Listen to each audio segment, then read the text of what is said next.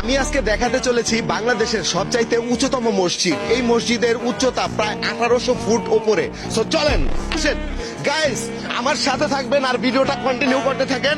আর এই ফাঁকে ভিডিওটা একটু শেয়ার করে দেন, কারণ যেহেতু আপনি যদি মুসলিম হয়ে থাকেন ভিডিওটা শেয়ার চাই। চলেন, পৃথিবীর সবচাইতে উচ্চতম মসজিদে আমি চলে আসছি। ওয়াও, মাশাআল্লাহ মাশাআল্লাহ, কেউ মাশাআল্লাহ না লিখে যাবেন না।